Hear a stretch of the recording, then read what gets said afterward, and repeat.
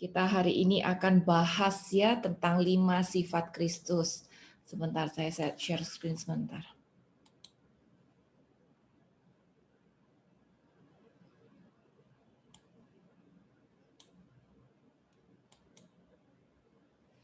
Oke, 5 sifat utama Kristus. Pertanyaannya seperti ini. Sebenarnya Tuhan itu mau apa sih dari kita?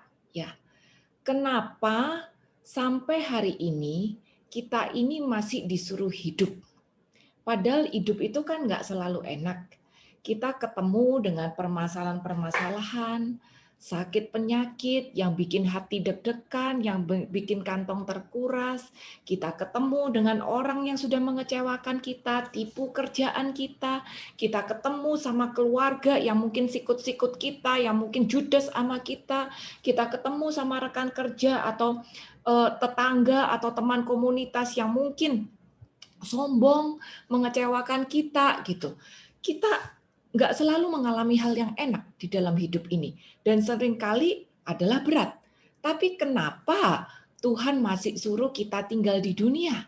Padahal dia tiap kali bilang, di surga enak, di surga banyak tempat, nggak ada lagi sakit penyakit, nggak ada lagi bingung duit, nggak ada lagi utang, nggak ada lagi orang yang mengecewakan kamu, nggak ada tangis, nggak ada air mata, nggak ada yang susah-susah gitu.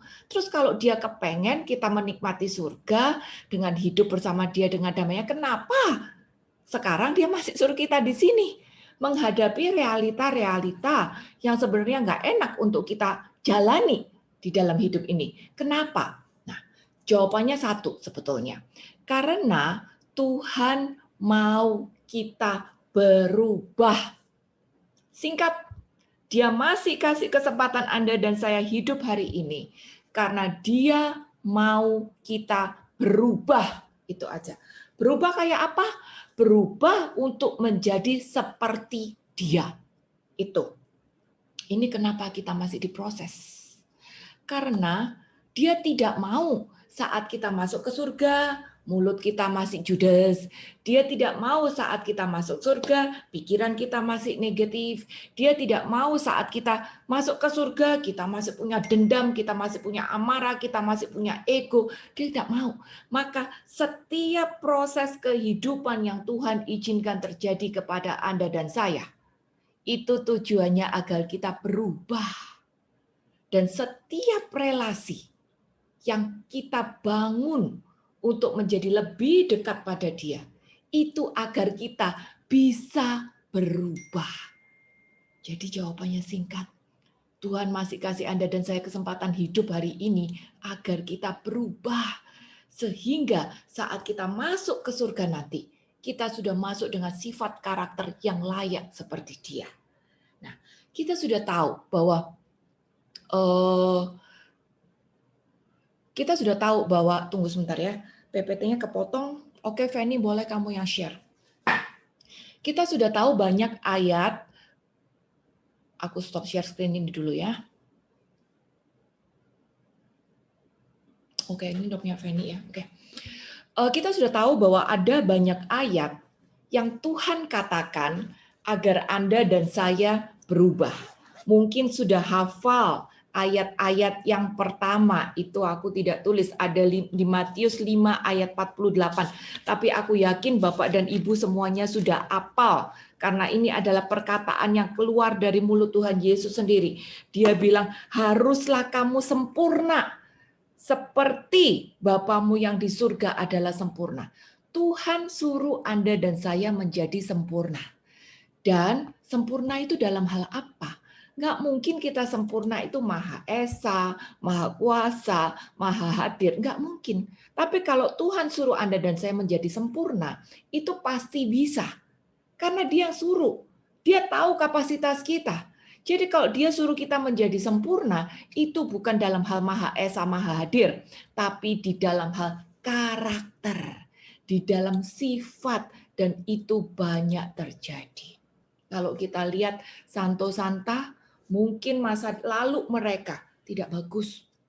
Mungkin mereka banyak dikecewakan, atau mungkin mereka adalah orang-orang dunia. Ada yang bekas bintang film, ada yang pernah main perempuan, ada yang pembunuh, macam-macam. Tapi kan Tuhan enggak lihat masa lalu kita.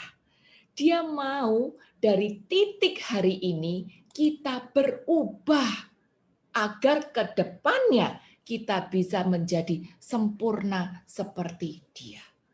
Nah, Bapak dan Ibu, ada banyak ayat paralel dari Matius 5 ayat 48 ini. Kita akan coba baca satu-satu ya. 2 Kor 3 ayat 18. Feni tolong next. 2 Kor 3 ayat 18. Ini ayat paralel, yang punya Alkitab boleh dicatat. Kalau aku mencatat di sampingnya, jadi gampang kalau cari ayat paralel itu. Gitu. Dan kita semua mencerminkan kemuliaan Tuhan dengan muka terselubung. Tidak terselubung. Dan karena kemuliaan itu datangnya dari Tuhan yang adalah roh, maka kita diubah menjadi serupa dengan gambarnya. Dalam kemuliaan yang makin besar. Bapak dan Ibu, kita diubah. Kita diubah untuk jadi serupa dengan gambarnya. Gambaran Tuhan itu bukan bicara tentang fisik. Tuhan itu adalah roh. Maka bila kita harus menjadi sempurna, serupa dengan gambarnya, maka roh kita yang harus diubah makin sempurna. Agar kemuliaannya yang ada di dalam kita menjadi semakin besar. Roma 8 ayat 29 juga bilang hal yang sama. Ini ayat paralelnya juga ya. Sebab semua orang yang dipilihnya dari semula, mereka juga ditentukannya dari semula untuk menjadi serupa dengan gambaran anaknya, supaya ia, anaknya itu, menjadi yang sulung di antara banyak saudara. Bapak dan Ibu, siapa yang hari ini sudah dipilih oleh Dia? Anda dan saya. Kita adalah orang-orang yang sudah dipilih oleh Dia sejak semula. Oleh karena kita telah ditentukannya juga dari semula. Dengan tujuan apa? Agar kita berproses makin hari makin menjadi serupa dengan gambaran anaknya. Anaknya, Yesus, itu adalah Allah. Dia adalah anak yang sempurna. Dia adalah Bapa yang sempurna. Maka kita juga harus terus berproses supaya kita makin hari makin menjadi seperti Dia itu. Bapak dan Ibu, berproses untuk menjadi sempurna itu cuma butuh satu hal, yaitu hati yang mau diubah. Hati yang terbuka untuk mau dibentuk oleh Tuhan Yesus. Hati kita sendiri. Bukan bicara tentang berapa banyak kita berdoa, berapa banyak kita hafal ayat, berapa kali rosario. Enggak. Tapi adalah seberapa lebar kita mau buka hati kita ini untuk Tuhan. Sehingga setiap doa kita, setiap firman yang kita baca, setiap kebenaran-kebenaran yang kita lakukan, ini benar-benar mengubah hati dan berasal dari hati kita. Jadi kebaikan itu belum tentu membawa kesempurnaan kepada Allah ya. Kadang-kadang orang luar pikir kita baik. Wah, ini orang baik, ini orang nggak pernah marah, ini orang suka nyumbang, ini orang aktif, baik nih. Tapi ternyata kebaikan itu belum tentu membawa keserupaan dengan Allah. Tapi yang membawa keserupaan dengan Allah adalah bila kita mau membuka hati, lalu menjalani kehidupan yang mungkin penuh dengan penderitaan untuk bisa menang. Gitu. Jadi orang yang menang, orang yang sempurna di dalam Tuhan, itu bukan orang yang bebas dari masalah. Karena Tuhan, ya kalau kita bayangkan ya, Tuhan itu waktu Dia bawa bangsa Israel keluar dari Mesir, gampang. Cuman butuh ya membalik telapak tanganlah buat Tuhan. Kasih 10 tulah, buka Laut Merah, itu bangsa Israel keluar semua dari masalah. Tapi ternyata untuk membawa bangsa Israel masuk ke dalam tanah perjanjian, butuh waktu 40 tahun. Satu generasi habis semuanya. Dan cuma 2 yang masuk ke dalam tanah perjanjian itu tadi. Ternyata untuk membuat orang membuka hati, ini tidak gampang. Kenapa? Karena kita adalah manusia dengan kehendak bebas. Maka butuh kemauan dari kita untuk terus membuka hati dan berproses di dalam kehidupan ini. Sehingga setiap kejadian yang memang Tuhan izinkan Anda dan saya alami, ini bisa membentuk kita untuk makin hari masuk ke dalam keserupaannya. Seperti itu Bapak dan Ibu. Maka hidup ini nggak gampang. Tapi Tuhan masih izinkan terjadi. Kita harus lewati penderitaan demi penderitaan. Demi agar kita bisa berproses untuk masuk ke dalam keserupaannya itu tadi. Dan Tuhan tahu itu bukan satu hal yang gampang. Maka Dia berikan Anda dan saya satu fasilitas besar. Nextnya, Van. Dan fasilitas itu, ini ada satu ayat lagi. Sebab itu jadilah penurut-penurut Allah. Seperti anak-anak yang kekasih. Dan hiduplah di dalam kasih. Sebagaimana Kristus juga telah mengasihi kamu. Dan telah menyerahkan dirinya untuk kita sebagai persembahan dan korban yang harum bagi Allah. Coba garis bawahi kata penurut-penurut Allah ini. Bahasa asli, bahasa Inggris dari penurut-penurut Allah. Ini adalah imitators of God. Tahu ya, imitators, imitasi. Kita di toko kan sering kan ketemu barang imitasi. Barang palsu, berarti kan ada aslinya kan. Dan barang imitasi itu tadi ada rankingnya. Ada KW1, ada KW2, ada KW3, ada KW super. Mungkin kita hari ini belum KW super. Mungkin masih KW7. Tapi kita harus terproses agar dari KW7 naik ke KW6, naik ke KW5, sampai pada akhirnya kita benar-benar bisa menjadi KW super itu tadi. Itulah penurut-penurut Allah. Maka pada saat orang lihat kita, orang bisa lihat, Ibu Dian ya, itu benar-benar kayak Allah deh. Aku bisa tahu kalau Yesus itu hidup di dalam diri Ibu Dian. Dia sabar, dia selalu tersenyum, dia tidak pernah dendam sama orang, dia tidak sakit hati, dia bisa menerima perbedaan, dia rendah hati, dia tidak pernah mengecewakan orang. Aku bisa lihat kalau dia itu benar-benar seperti Kristus gitu. Bapak dan Ibu kalau ke toko, lihat barang KW, kan tahu kan, ini tembakannya merek ini tembakannya merek ini. Demikian juga saat kita berproses, kiranya pada saat orang lihat kita, dia pun juga tahu kalau kita ini adalah KW-nya Allah. Walaupun belum KW super, tapi hendaknya KW kita pun makin lama makin upgrade menjadi lebih baik. Dan untuk itu memang tidak mudah. Tuhan tahu, karena dunia ini masih dikuasai oleh iblis. Dan kita berproses di dunia ini, maka Dia beri Anda dan saya penolong. Penolong itu namanya adalah Roh Kudus. Next slide, Fanny. Ini adalah fasilitas. Ini adalah fasilitas besar yang Tuhan berikan kepada Anda dan saya. Sebenarnya ada 3 fasilitas, tapi kita tidak ada waktu untuk bahas ini semua.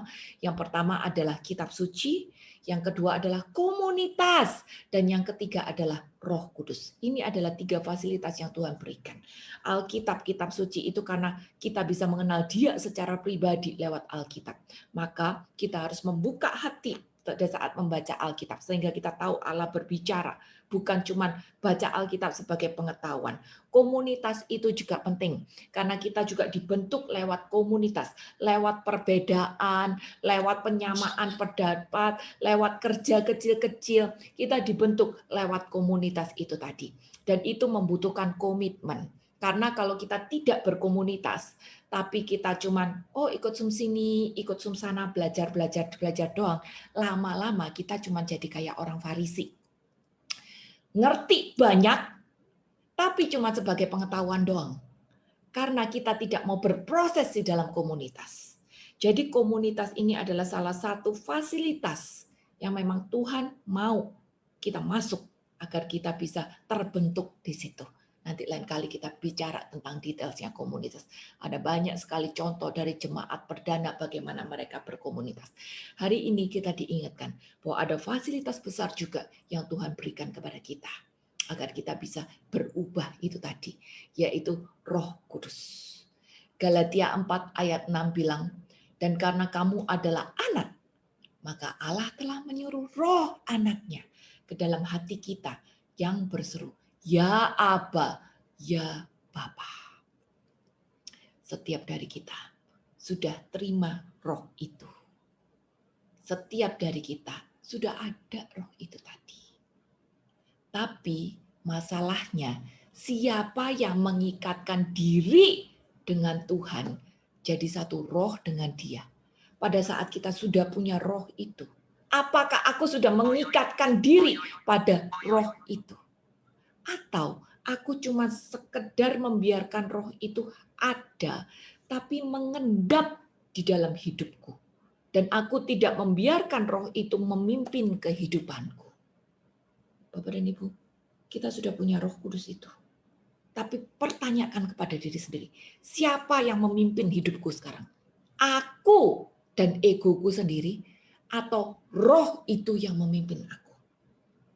Siapa yang menjadi leader di dalam hidupku? Memimpin pikiranku, memimpin perkataanku, memimpin pilihanku, memimpin sikap hidupku. Siapa yang jadi leader? Roh itu sudah ada, Bapak Ibu, di dalam diri Anda dan saya. Dan hari ini kita diingatkan agar kita bisa membuka hati lebih lebar lagi dan membiarkan roh itu untuk memimpin kehidupan kita. Ini yang baru dikatakan menjadi satu roh dengan Dia. Kalau cuma sekedar ada Roh Kudus, tapi dianya kita sembunyikan di dalam satu kamar, dikunci hati kita, lalu kita kunci, kita nggak mau dengerin Dia, ya percuma aja. Kita ini manusia dengan kehendak bebas. Dia tidak akan memaksa kita. Tuhan respect terhadap pilihan-pilihan kita. Jadi pilihan di tangan kita. Siapa yang kita biarkan untuk memimpin kehidupan kita. Kalau memang kita biarkan roh itu memimpin kehidupan kita, maka hidup kita akan diubahkan. Kalau yang udah pernah ikut SHBDR, akan ingat ilustrasi bagaimana sirup dicampur dengan air. Kadang-kadang di dalam gelas sirup, aku nggak bawa sirup, di bawah sudah ada sirup. Tapi selama sirup ini tidak diaduk, air tetap bening. Tapi saat sirup itu diaduk, air menjadi merah, cantik, aromanya wangi, rasanya pun manis. Bagaimana dengan hidup kita? Roh itu sudah ada di dalam hidup kita. Tapi sudahkah kita aduk roh itu dan biarkan dia mengubah kita. Sehingga setiap orang yang melihat kita bisa lihat, oh warnamu berubah. Aromamu menjadi berubah. Dan rasamu menjadi manis. Kita coba pertanyakan itu ke diri sendiri. Karena tujuan Tuhan membiarkan kita hidup. Dan memberikan semua fasilitas itu termasuk roh yang sudah Dia curahkan lewat salib. Tujuannya agar kita bisa berubah. Berubah menjadi apa? Berubah menjadi seperti Yesus anaknya. Agar Dia bisa menjadi yang sulung. Lalu kalau kita harus berubah menjadi seperti Yesus, Yesus itu kayak apa? Apa yang harus saya teladani dari Dia? Apa yang harus saya tiru dari Dia? Ada banyak Bapak dan Ibu sifat-sifatnya Yesus. Mungkin kalau ditulis, satu Alkitab ini juga kurang tebal untuk jabarin semua karakter Yesus. Tapi hari ini kita akan bahas 5 sifat utama yang harusnya Anda dan saya punya sebagai seorang penurut-penurut Allah. Imitators of God. 5 sifat utama Yesus. Yang pertama, next Van, bicara tentang kerendahan hati. Ya, ini sifat utama Tuhan Yesus, kerendahan hati. Pikulahku, Matius 11:29, ini juga perkataan yang Tuhan Yesus keluarin dari mulut Dia sendiri ya. Jadi ini adalah sesuatu yang penting karena ini Tuhan Yesus sendiri yang ngomong. Dan Dia bilang, pikulah kuk yang kupasang dan belajarlah daripadaku. Karena aku lemah lembut dan rendah hati. Bapak dan Ibu, kalau kita lemah lembut dan rendah hati, akibatnya apa? jiwa akan mendapat ketenangan. Ini prinsip surga. Bertentangan dengan prinsip dunia. Prinsip dunia bilang, oh kamu tenang kalau duitmu banyak. Kamu tenang kalau depositomu melimpah. Kamu tenang kalau rumahmu bagus. Kamu tenang kalau kamu punya kendaraan. Kamu tenang kalau kamu bisa kasih orang-orang sekitarmu duit sehingga mereka bisa nurut sama aku. Gitu. Itu prinsip dunia. Tapi prinsip dunia sayangnya bertolak belakang dengan prinsip surgawi. Jadi, walaupun kita hidup di dunia, mana yang kita pilih? Ikut konsep dunia atau ikut konsep surga? Kalau kita mau ikut konsep surga, kita mau berubah, kita harus diubah menjadi seperti Kristus, maka hal pertama yang harus kita punya adalah rendah hati. Maka kalau kita punya kerendahan hati, baru jiwa kita tenang. Rendah hati itu kayak apa sih? Rendah hati itu yang pertama tuh kayak gini. Dia bisa melihat sesuatu apa adanya. Melihat realita yang ada. Melihat keadaannya dirinya sendiri itu. Dengan sesungguh-sesungguhnya. Tanpa ego. Tanpa ego dia bisa melihat siapa saya dari sudut pandang Tuhan. Lukas 18 ayat 9 sampai 14, mungkin Bapak dan Ibu sudah baca. Ini cerita tentang orang Farisi dan pemungut cukai yang berdoa di bait Allah. Orang Farisi berdoa di depan bait Allah bilang, Tuhan aku bersyukur, aku bukan perampok, aku bukan orang jahat, aku bukan berzina, aku puasa, aku memberikan persepuluhan, aku aktif, apa segala macam. Jadi dia menunjukkan wahnya dia itu tadi. Tapi sang pemungut cukai, dia di belakang. Nggak berani lihat atas. Dan dia cuma nepuk dada. Dia bilang sama Tuhan, aduh Tuhan, aku nih berdosa banget, aku nggak layak deh, aku minta ampun gitu. Nah, ternyata kok Tuhan lebih membenarkan sang pemungut cukai ini yang mungkin tidak berpuasa, yang mungkin tidak aktif di gereja, yang mungkin jarang berdoa, yang dibenci sama orang-orang sekitarnya karena nagih pajak, yang mungkin tidak memberikan persepuluhan, yang mungkin tidak aktif berdoa ini itu, kok malah Tuhan menerima sang pemungut cukai. Sedangkan orang yang aktif bergereja, orang yang rajin puasa, orang yang ngerti ayat-ayat, orang yang jadi leader, malah tidak dibenarkan. Kenapa seperti ini? Karena sang pemungut cukai bisa melihat realita. Siapa dirinya sesungguhnya ini tadi.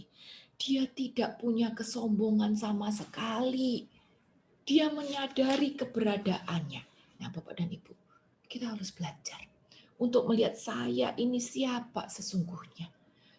Kelemahanku, kekerasan hatiku, ya kekurangan-kekuranganku itu. Kita harus sadari ini dan bawa ini di hadapan Tuhan.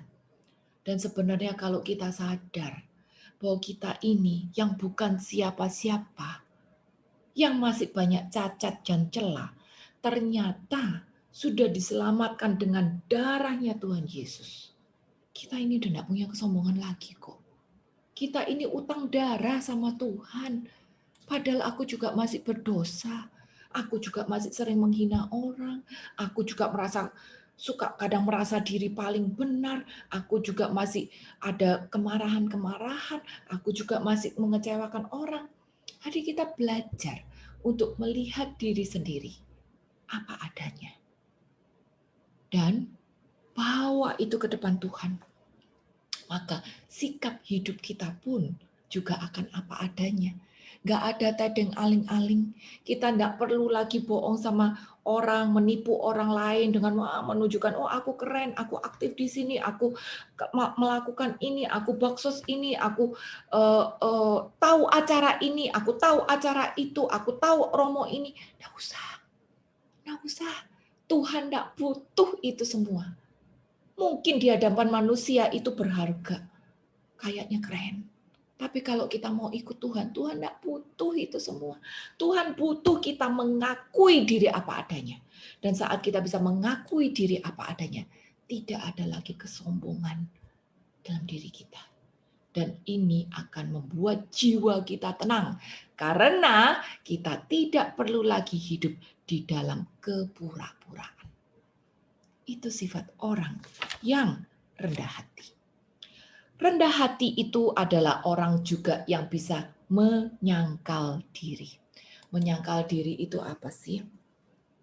Nyangkal diri itu menyangkal keinginan-keinginan daging, menyangkal keinginan-keinginan dunia, berkata tidak pada diri sendiri karena sadar itu adalah dosa. Galatia 5 ayat 19-20 itu bicara tentang kedagingan-kedagingan, ya. Dan saat kita bisa berkata tidak pada hal itu semua, itulah sangkal diri. Pada saat kita kepengen nonton sinetron sampai 7 jam, kita bisa berkata tidak. Pada saat kita kepengen balas omongan orang itu karena omongannya dia udah menyakitkan aku bisa belajar diam.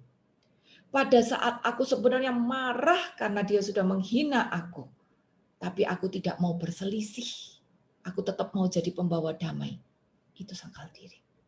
Pada saat aku sebenarnya kesel karena ini adalah pekerjaanku, kenapa dia yang dapat nama, kenapa dia yang dipuji, ada iri, ada amarah. Tapi aku belajar untuk redam itu. Itu adalah sangkal diri. Dan pada saat aku bisa mendahulukan orang lain dibandingkan kepentinganku pribadi, itu sangkal diri. Inilah yang harus Anda dan saya pelajari. Rendah hati itu adalah orang yang bisa sangkal diri. Saya tidak tahu apa yang Bapak Ibu alami hari ini. Mungkin ada yang ditipu oleh rekan kerja. Mungkin ada yang dikecewakan oleh keluarga sendiri. Mungkin ada yang disolimi oleh orang-orang terdekat. Itu semua mengecewakan. Tapi bisa nggak kita melakukan sangkal diri itu tadi? Demi perdamaian. Nah, di sini kita berproses agar hari demi hari kedaginganku makin mati. Kayak gitu. Bapak dan Ibu berproses.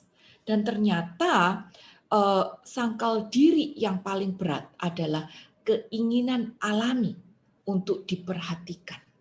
Ini sangkal diri paling berat. Roma 2 ayat 29 bilang, tetapi orang Yahudi sejati ialah dia yang tidak nampak keyahudiannya.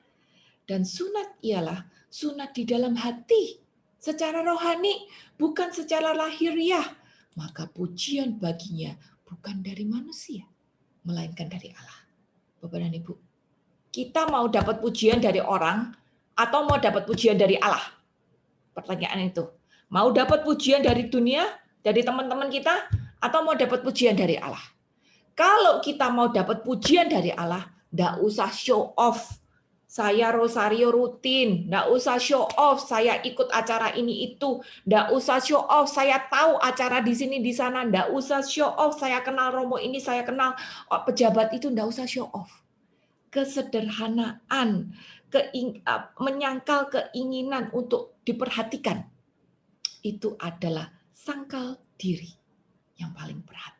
Dan itu yang harus Anda dan saya juga lakukan. Termasuk kerelaan untuk melepaskan hak.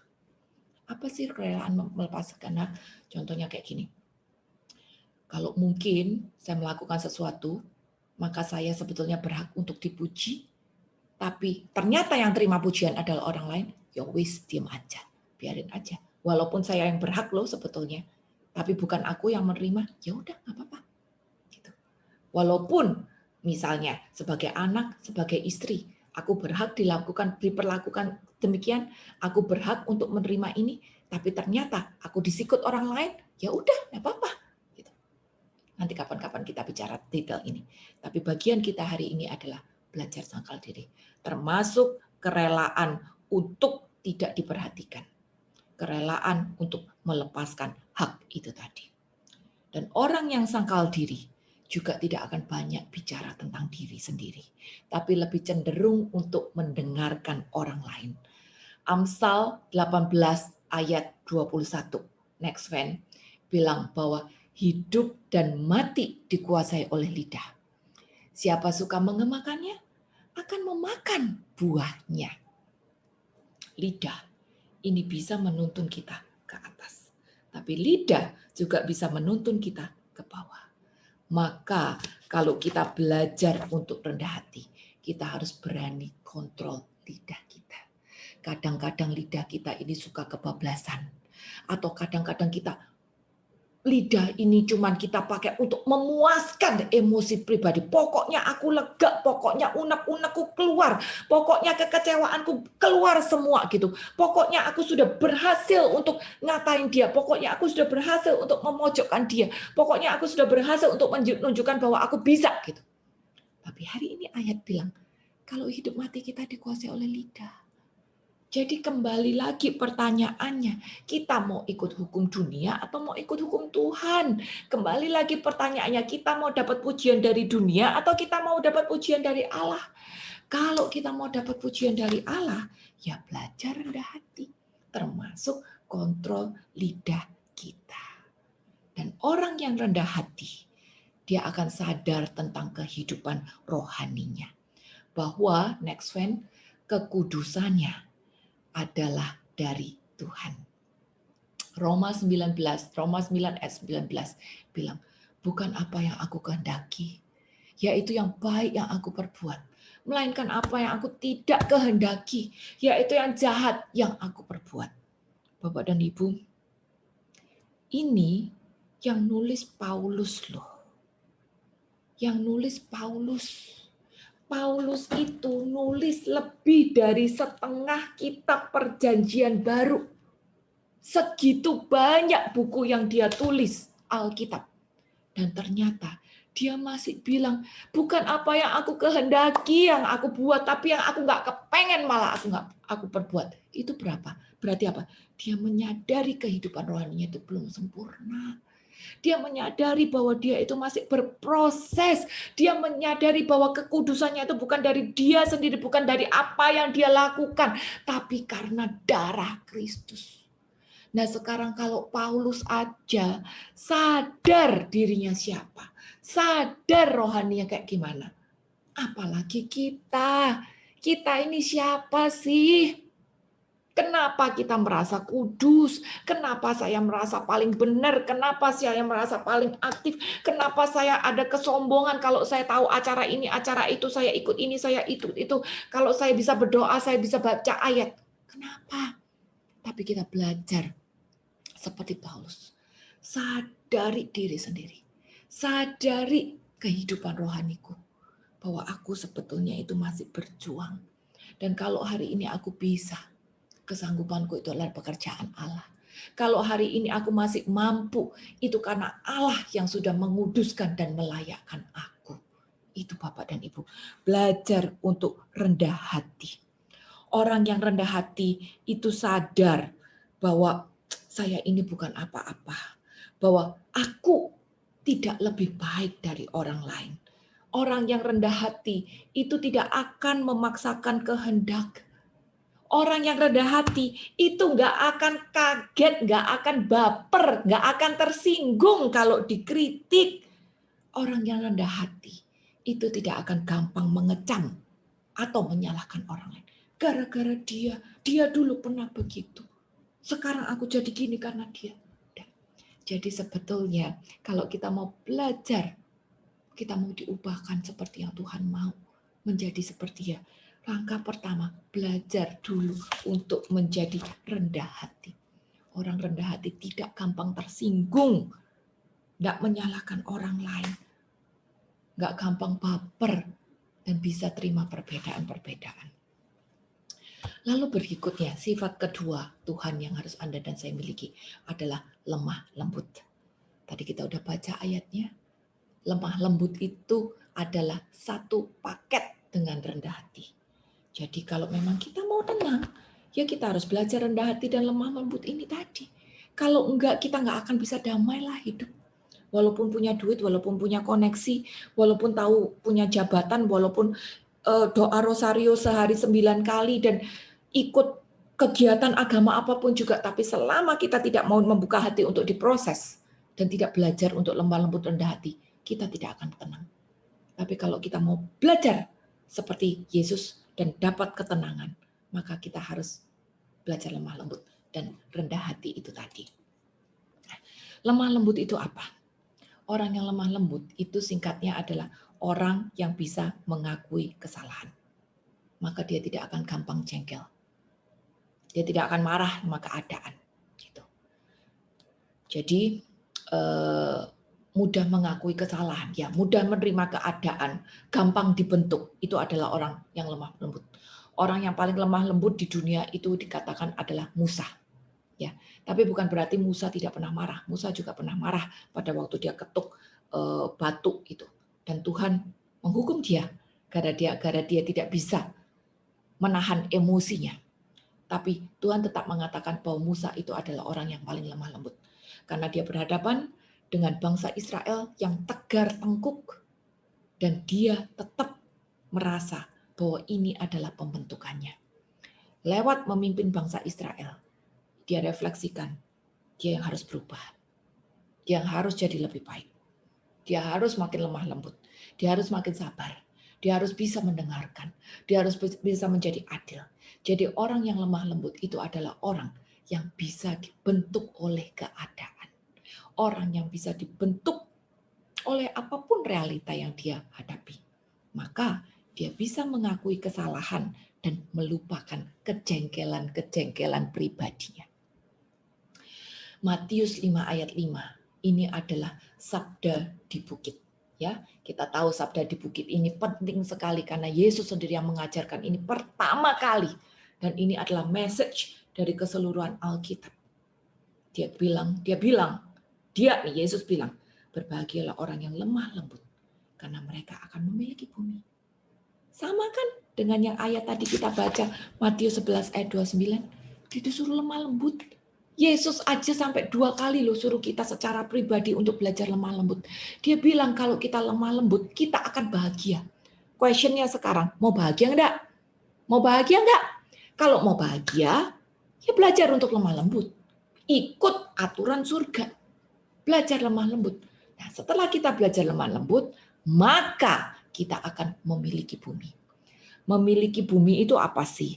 Memiliki bumi itu bukan jadi punya banyak properti ya, tapi memiliki bumi itu berarti disukai oleh banyak orang. Karena keberadaan kita itu menyenangkan, kita nggak gampang marah, kita nggak gampang tersinggung, kita nggak gampang kecewa, kita bisa menerima orang lain gitu. Cincailah, bahasa hari-harinya sekarang bisa cincai sama keadaan, bisa cincai sama orang lain, itu gitu. Jadi otomatis orang suka sama kita. Bukan orang suka sama kita karena kita kaya, karena kita punya ini itu, karena kita selalu traktir, enggak. Tapi suka sama kita karena kita mempunyai nilai positif secara rohani, yaitu lemah lembut. Jadi ini yang harus kita usahakan. Dan orang yang berani untuk mengakui kesalahan, itu sebetulnya baru disebut orang Kristen. Ya, karena dia bisa memerangi diri sendiri. Dia bisa mengalahkan emosi sendiri. Dia bisa mengalahkan kekecewaannya sendiri. Dan dia bisa melupakan segala sesuatu yang tidak enak yang pernah terjadi pada dia. Dilupakan, ya udahlah, cincai aja. Cincai aja. Maka orang yang cincai, orang yang gampang mengampuni, orang yang gampang terima perbedaan, itu kan artinya enak, lega, nggak penuh dengan dendam, nggak penuh dengan marah, nggak penuh dengan luka dan kekecewaan. Maka pasti berbahagia dan disukai oleh banyak orang. Ini prinsip Christianity.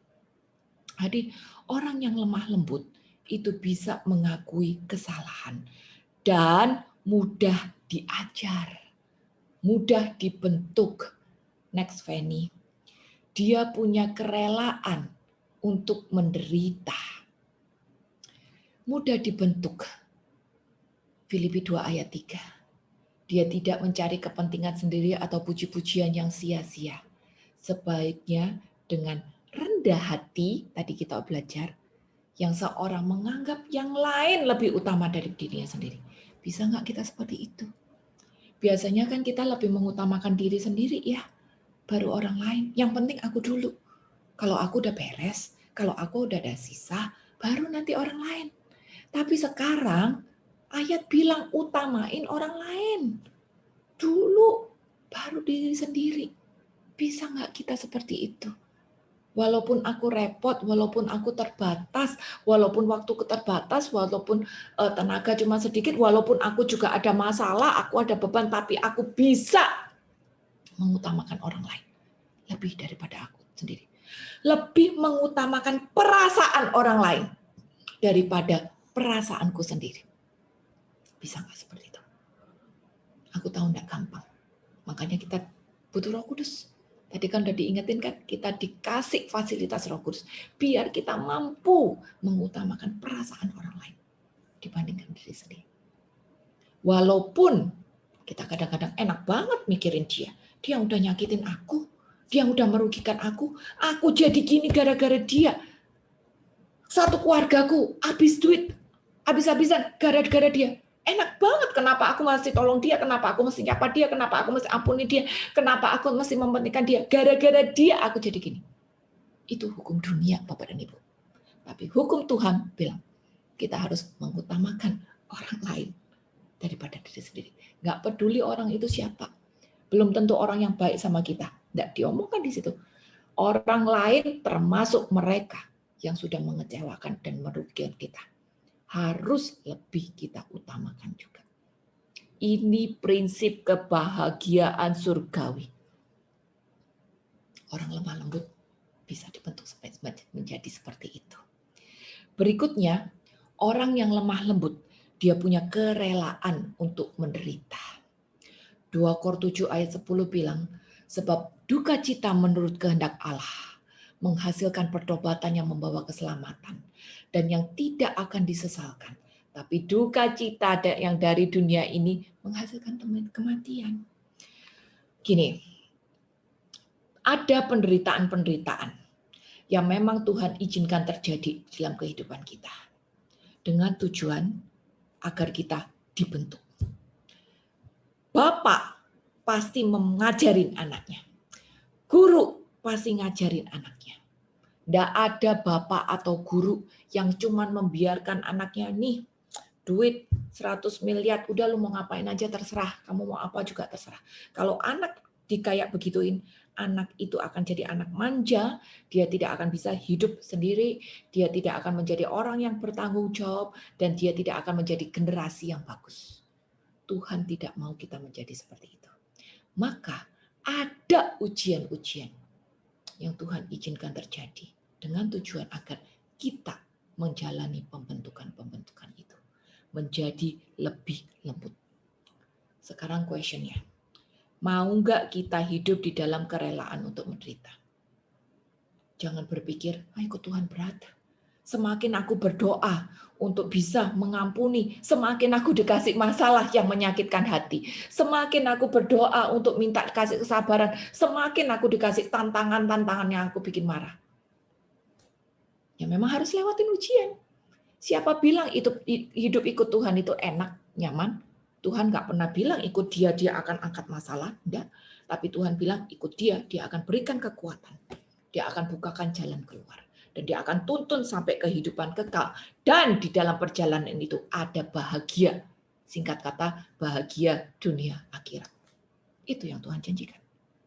Nah sekarang bagaimana kita menghadapi permasalahan-permasalahan di dalam hidup? Kalau memang kita mau ikut Tuhan, menjadi seperti dia, maka kita harus belajar untuk lemah lembut. Salah satunya, terima penderitaan ini tadi dengan rela hati. Ini aku bicara tentang penderitaan yang diizinkan oleh Tuhan ya, bukan penderitaan yang gara-gara kebodohanku sendiri.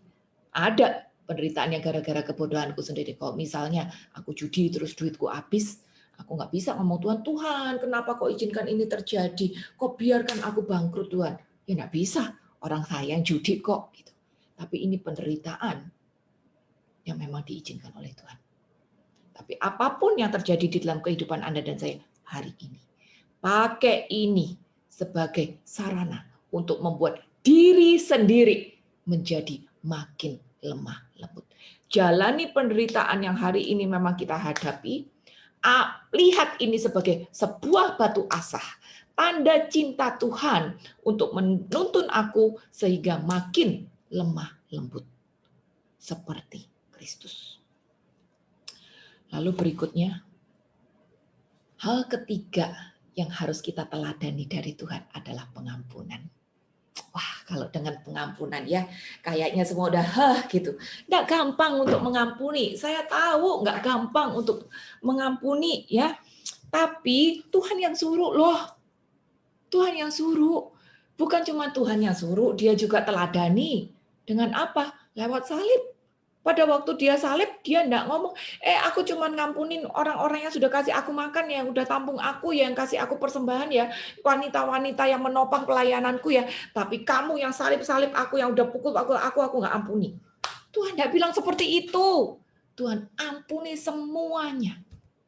Nah, Bapak dan Ibu, Tuhan udah memberikan teladan yang lebih berat untuk mengampuni. Hari ini, hal yang menyakitkan kita itu apa sih?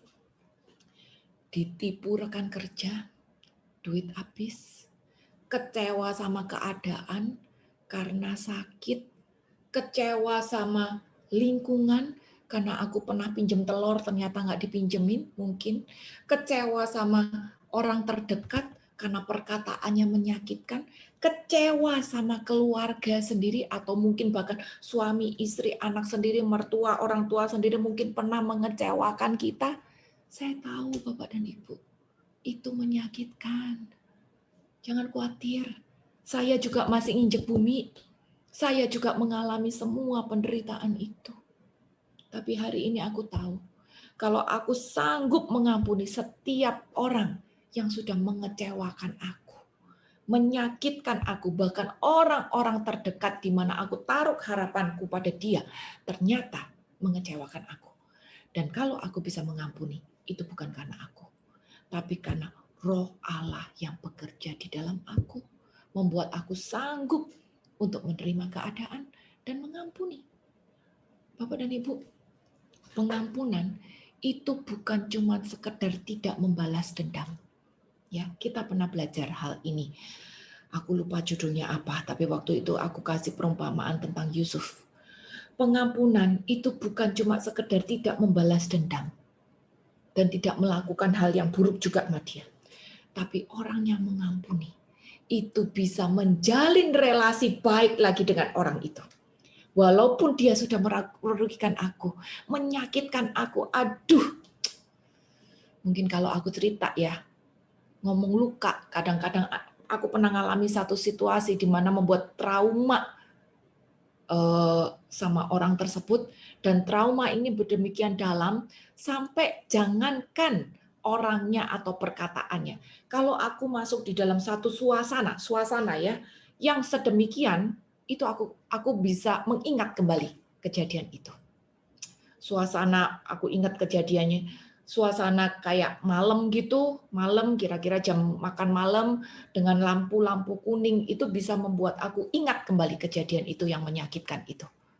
Nah, suasana aja bisa membuat aku ingat gitu. Tapi aku belajar untuk pengampunan. Bapak dan Ibu, pengampunan itu bukan melupakan. Ya, nggak mungkin lupa. Ditipu sekian miliar masa lupa? Ya nggak lupa lah. Nggak lupa lah. Pengampunan itu bukan melupakan. Tapi pengampunan itu ya mengampuni. Mengampuni itu bukan balas dendam, tapi mengampuni itu menerima keadaan dengan hati legowo, menerima realita yang ada, lalu berusaha menjalin relasi lagi dengan orang tersebut. Walaupun kayaknya tidak adil. Dia yang salah kok saya menjalin relasi duluan. Tapi kan Tuhan suruh seperti itu. Tuhan yang suruh seperti itu. Tuhan sendiri sudah kasih teladan kok untuk memberi pengampunan. Kan? Matius 18 ayat 21 sampai 35 ini tadi. Jadi, kita juga harus belajar untuk memberi pengampunan ini. Bahkan di doa Bapa kami dikatakan lebih details. Dikatakan bahwa ampunilah kesalahan kami, seperti kami pun mengampuni orang yang bersalah kepada kami. Seperti itu kan? Jadi, kalau pengampunanku itu bukan tergantung dari orang lain loh. Pengampunanku itu tergantung dari diriku sendiri. Kalau aku sudah bisa mengampuni dia, maka pengampunan dari Bapa ini turun lewat aku, pada aku. Tapi kalau aku belum bisa mengampuni dia, pengampunan dari Bapa itu ya mandek. Karena doanya ngomongnya kayak gitu, ampunilah kesalahan kami seperti kami pun mengampuni dia. Pengampunanku tuh tergantung dari diriku sendiri. Dan aku bilang ini adalah kebaikan Bapa. Coba kalau pengampunanku tergantung dari orang lain. Saat ada orang yang kecewa sama aku, lalu dia tidak mau ngampunin aku. Kalau dia nggak mau ngampunin aku nggak dapat pengampunan. Tapi Tuhan baik. Tuhan baik. Pengampunanku nggak tergantung dari orang lain. Pengampunanku ini tergantung dari aku sendiri. Saat aku sudah belajar untuk mengampuni dia, maka pengampunan untuk aku turun. Bapak dan Ibu, kita semua udah sakramen tobat. Berkali-kali doa harian, mungkin juga minta ampun. Tapi cek hari ini, cek hati sendiri. Masih ada gondok gak? Masih ada ganjelan gak di sini? Terhadap dia yang bersikap gini, terhadap dia yang kayak gini, terhadap orang itu yang ngomong itu. Masih ada gondok gak? Kalau masih ada, hari ini kita diingatkan untuk mengampuni. Ingat Tuhan Yesus juga kasih kita perumpamaan 10.000 talenta dan 100 dinar. Pasti sudah apal tuh. Pasti sudah apal itu tadi. Tuhan sampuni kita 10.000 talenta. Masa orang yang utang 100 dinar doang sama kita nggak ampuni? Ya kan? Kembali lagi pertanyaannya. Mau ikut hukum surga atau mau ikut hukum dunia? Mau dapat pujian dari Tuhan atau mau dapat pujian dari sesama? Mau mendapat kebahagiaan surga akhirat? Mau mendapat kebahagiaan dunia akhirat atau mau hanya memuaskan emosiku saja? Tapi aku yakin hari ini kita di sini, kita belajar untuk menjadi serupa dengan Kristus. Walaupun mengampuni ini berat, tidak adil sepertinya. Ya memang tidak adil. Dunia memang tidak adil. Tapi kita bukan makhluk dunia. Maka kita dituntut untuk bersikap sebagai makhluk surgawi. Jangan berpegang pada keadilan dunia.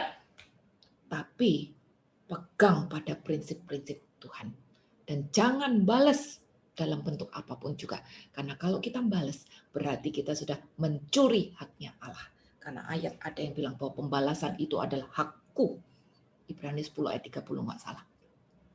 Maka kalau kita balas dalam bentuk apapun, ya mungkin WA, mungkin apa gitu ya, nyindir-nyindir, apa segala macam, itu termasuk balas loh. Kita itu sebetulnya sudah mencuri haknya Tuhan. Saya tahu Bapak dan Ibu, mungkin hal pengampunan ini adalah hal yang paling berat. Tapi kan Tuhan suruh. Jadi ya harus terus kita usahakan. Nggak bisa dengan kekuatan kita sendiri. Makanya Tuhan kasih kita Roh Kudus. Agar kita mampu untuk melakukan apa yang memang Dia suruh. Dan terus berproses. Agar makin hari kita mempunyai sifat-sifat Kristus itu tadi. Lalu berikutnya, sifat Kristus adalah Dia hidup di dalam kasih. Yohanes 13 ayat 34. Aku memberikan perintah baru kepada kamu, yaitu supaya kamu saling mengasihi sama seperti aku telah mengasihi kamu. Demikian pula kamu harus saling mengasihi. Singkat kata, kita tahu ya, Allah itu adalah kasih. Dan kita ngaku kalau kita itu anak Allah. Kita ngaku kalau kita ini pengikut-pengikut Kristus. Maka sebagai anak Allah, sebagai pengikut Kristus, harusnya kita hidup di dalam kasih. Kalau cuma ikut-ikutan doang, itu belum jadi murid. Baru memantau di luar circle. Tapi seorang murid, seorang pengikut, apalagi anak Allah, pasti belajar untuk hidup di dalam kasih. Praktek nyata kasih di dalam keseharian itu adalah pengampunan. Ya, praktek nyata kasih di dalam keseharian itu adalah pengampunan, bukan baksos. Bukan baksos. Tapi praktek nyata kasih di dalam keseharian itu adalah pengampunan. Kasih itu paham perasaan orang lain. Bukan perasaanku dewe. Tapi kasih itu paham perasaannya dia. Kenapa dia menjadi seperti ini? Kenapa dia marah sama aku? Kenapa dia bersifat seperti ini? Mungkin dia alami hal ini. Jadi kasih itu paham perasaan orang lain. Nggak langsung mikir jelek. Gitu. Kasih itu sebenarnya malah lebih dari perasaan. Lebih dari perasaan. Karena itu adalah Allah sendiri. Lalu kasih itu adalah bukti dari komitmen kita. Aku enggak tahu bahasanya kayak apa ya. Komitmen itu covenant. Ikatan perjanjian. Kayak gini. Suami istri atau bapak anak misalnya ya. Memang ada ikatan perjanjian dalam bentuk sertifikat perkawinan atau akte kelahiran atau kakak mungkin ya. Tapi pada saat kita melakukan tugas-tugas harian, seorang ibu misalnya, kan bukan masak atau bersih-bersih kebun karena berpikir, oh ini tugas dan kewajibanku, untuk ini jadi aku dikasih bagian dari gaji suamiku. Enggak kan? Ibu kan masak atau bersih-bersih kebun karena dia mengasihi orang rumahnya. Biar di rumah ada makanan, biar anak-anak belajar juga dengan nyaman, biar kebun juga bersih jadi orang lihat mata juga enak. Bapak-bapak pada waktu bekerja di kantor kan bukan bilang, oh ini aku bekerja jadi ini duitku sendiri, aku bekerja mau ngapain-ngapain ya terserah aku gitu. Kan nggak seperti itu. Bapak-bapak bekerja lalu eh, Bapak-bapak bekerja lalu bukan berarti dia tidak berperan sebagai suami. Justru dengan bekerja itu adalah tanda ikatan kasih dia kepada keluarga di rumah, sehingga dia bisa menafkahi seluruh keluarganya di rumah gitu. Jadi kasih itu adalah satu komitmen, covenant gitu. Itu sesuatu yang kita lakukan karena memang kita mengasihi, bukan karena mengejar upah atau mengejar pujian, enggak gitu. Jadi kasih sejati nggak ngitung untung rugi. Kasih sejati nggak bilang juga nggak adil, kamu udah giniin aku, kenapa aku yang ngampunin kamu, kenapa aku yang nyapa duluan gitu, nggak adil, enggak. Kasih nggak seperti itu gitu. Jadi kasih itu nggak hitung-hitungan karena itu adalah sebuah ikatan. Kasih juga bukan rutinitas atau kewajiban, tapi sesuatu yang dilakukan karena memang mengasihi. Jadi apa yang aku lakukan ini, aku lakukan dengan tulus dan disertai juga dengan doa. Itu kasih. Jadi sekarang kita diminta untuk mengasihi semua sesama kita. Bukan cuma orang-orang yang baik sama kita. Bukan cuma orang-orang yang menguntungkan kita. Tapi kita disuruh mengasihi sesama kita. Siapapun itu termasuk musuh kita. Termasuk orang yang sudah mengecewakan kita. Termasuk orang yang sudah merugikan kita. Dan itu butuh keputusan kita. Kemauan kita untuk membuka hati. Say, yes Tuhan, aku mau hidup di dalam kasih. Aku mau hidup di dalam ikatan dengan Engkau sehingga aku bisa mengasihi setiap orang termasuk dia yang sudah mengecewakan aku. Jadi praktek nyata kasih di dalam keseharian itu adalah mengampuni. Bukan cuma sekedar nggak bales, tapi mengasihi, menerima musuh itu tadi. Seperti yang dilakukan oleh Tuhan Yesus sendiri. Ya, saya tidak tahu apa yang terjadi dalam kehidupan Bapak dan Ibu, tapi ada banyak hal mungkin yang menyakitkan. Rekan kerja yang menipu, suami yang menyeleweng, pekerjaan yang bikin bangkrut, keluarga ipar, sepupu mungkin yang menindas, teman-teman mungkin yang memfitnah, ngomong di belakang, nyebarin gosip. Aku enggak tahu apa yang terjadi pada Bapak dan Ibu semua. Tapi hari ini kita diingatkan, kalau Tuhan masih kasih kita kesempatan untuk hidup hari ini, masih dikasih Roh Kudusnya hari ini, berarti Tuhan masih mau membentuk Anda dan saya untuk bisa menjadi seperti Dia. Juga di dalam hal kasih ini tadi.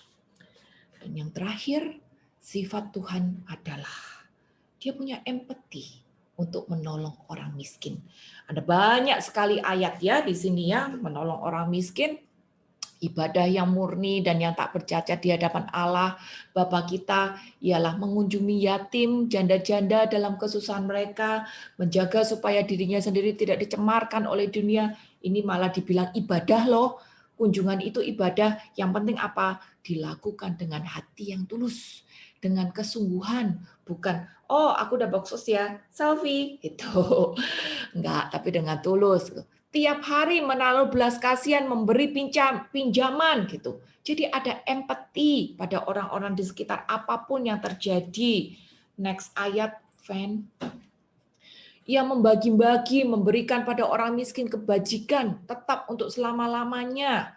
Siapa menindas orang lemah, menghina penciptanya, tapi siapa menaruh belas kasihan pada orang miskin, memuliakan Tuhan. Ternyata pada saat kita empati pada orang-orang di sekitar kita, ini memuliakan Dia. Memuliakan Dia tidak selalu dengan cara berdoa, tidak selalu dengan cara pujian, penyembahan, tapi pada saat kita empati pada orang-orang yang lebih rendah daripada kita. Karena apa? Tuhan yang menciptakan mereka loh. Tuhan yang menciptakan mereka. Kalau kita pandang mereka sebelah mata, ya kita sedang menghina Tuhan sebetulnya. Orang dia juga ciptaannya Tuhan. Walaupun bentuknya miskin, jelek, bau, cacat, tetap aja dia ciptaannya Tuhan. Next lagi, Van. Sangkamu rajakah engkau jika engkau bertanding pemakaian kayu aras, tidakkah ayahmu makan minum juga dan beroleh kenikmatan? Tapi dia melakukan keadilan dan kebenaran, serta mengadili perkara-perkara orang sengsara dan orang miskin dengan adil. Lihat bagaimana dia mengadili perkara orang sengsara dan miskin dengan adil. Orang dunia biasanya ya, kalau orang miskin tidak punya koneksi, wow, disingkir-singkirin, nggak akan ditolong. Tapi Tuhan bilang beda. Justru yang sengsara, yang miskin ini tadi yang harus ditolong. Barang siapa mempunyai harta duniawi dan melihat saudaranya menderita kekurangan tapi menutup pintu hatinya terhadap saudaranya itu, bagaimana kasih Allah dapat tetap di hadapan dirinya? Bapak dan Ibu, kita ini miskin loh di hadapan Allah. Tapi Allah tolong kita, Allah masih baik sama kita, Allah masih provide kita, Allah masih menolong kita, Allah masih mengasihi kita. Kita ini miskin di hadapan Allah.